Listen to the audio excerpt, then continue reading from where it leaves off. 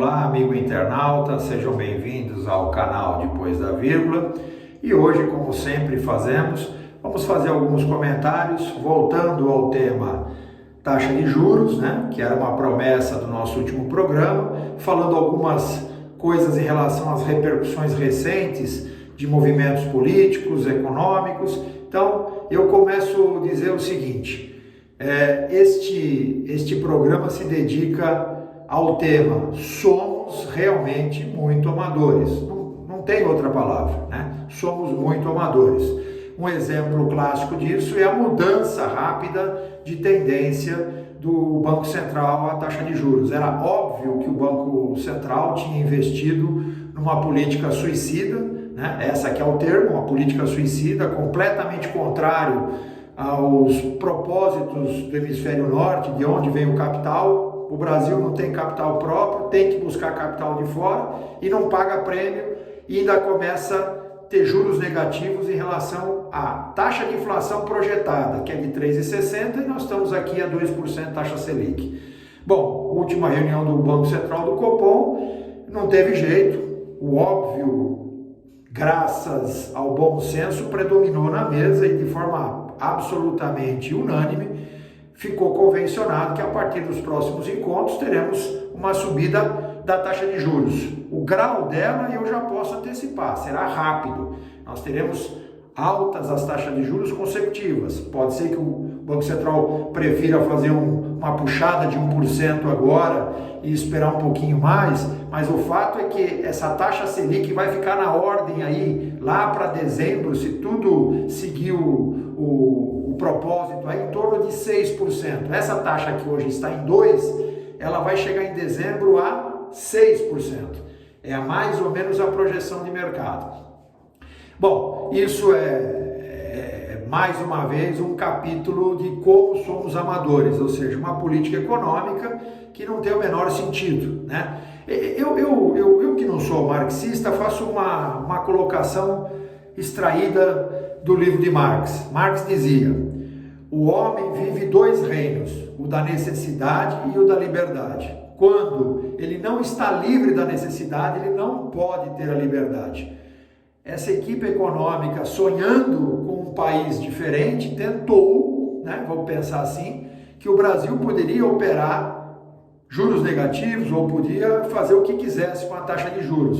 E aí ele pulou esse capítulo da necessidade. O Brasil tem necessidade de capital externo, tem necessidade de captar dinheiro lá fora. Portanto, o Brasil não tem liberdade, Então, não apologizando as teorias marxistas, mas recortando uma frase que mostra claramente em que situação que se encontra um país com a característica do Brasil. Só isso. Bom, acho que a taxa de juros deve continuar subindo, vai subir e vai subir até dezembro. Não sei se ela ultrapassará 6%, mas certamente a taxa Selic ficará por ordem de 6%, para que a soma dessa alta performe aí a taxa de juros real em torno de 3,5%, 3,60% ao final deste ano. Bom, recentemente tivemos o episódio da Petrobras, um episódio lamentável em que o governo, esse governo que se diz liberal, do então presidente Jair Messias Bolsonaro, com o seu ministro vindo da escola de Chicago, uma escola liberal, dizendo que era um país que ia aplicar um comportamento econômico liberal. Bom, primeiro, que até agora, em nenhum momento, nenhum segundo sequer, o Brasil tirou de sua cartilha o modelo keynesiano, ou seja, o modelo intervencionista, dentro da economia. Em nenhum momento nós tivemos liberdade disso, embora tenhamos concessões, parceria público-privada, temos o processo marco regulatório importante de algumas atividades, mas agora acabamos de dar um tiro no pé. Estamos dando um péssimo sinal para a comunidade financeira internacional. Ou seja, a troca de comando da Petrobras, porque simplesmente ela estava operando os preços livres. Ou seja, aquilo que foi criticado por esses cidadãos que estão aí hoje, estão fazendo exatamente o que foi feito no passado, interferência direta na formulação de preços da Petrobras. causando prejuízo para a companhia, que é de capital misto, ou seja, parte governo e parte mercado aberto, capital misto, e que está sofrendo, obviamente, na Bolsa, por conta de uma decisão absolutamente fora de contexto, uma decisão absurda de interferência. Isso passa um recado para os investidores, lembrando que quando você não está alinhado ao pensamento do atual governo, ou seja, você como equipe, você tem que pegar o boné e ir embora. Fez assim Sérgio Moro, fez assim Salim Matar quando viu que ninguém ia privatizar nada no Brasil, e deveria estar fazendo isso o senhor ministro da Fazenda, o senhor Paulo Guedes, que não sei o que está fazendo aí, está vendo a paisagem. Eu acho que ele está gostando do salário, está gostando do cargo dele de ministro da Fazenda, está curtindo isso, embora está contribuindo quase zero, para não dizer zero, com o progresso das reformas. As reformas atuais estão paradas, e não é por conta do Congresso, é por conta dessas barberagens aí, né? Aí você faz um acordo com o Centrão e fica muito claro que o acordo com o Centrão nesse momento está servindo mais para um problema político do que para um problema econômico, ou seja, o mote, né? O que ligava, o que direcionava um acordo com o Centrão era viabilizar as reformas,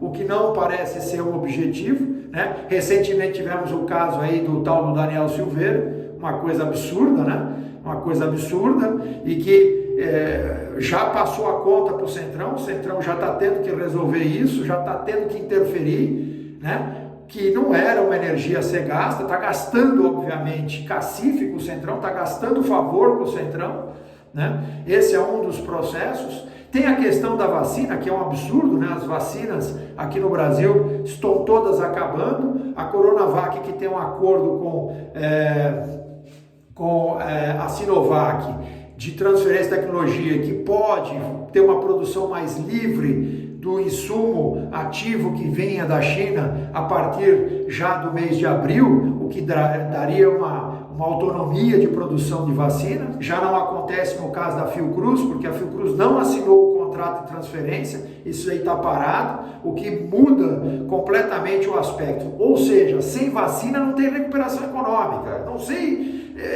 assim, eu vejo o ministro da Fazenda falar sobre isso, mas está faltando ele combinar com o chefe dele. Ele precisa explicar isso para o chefe dele, né? O chefe dele está perdido, e agora ele resolveu dizer que vai continuar intervindo, né? Neste exato momento que eu estou gravando o vídeo, a Bolsa está caindo mais de 4%.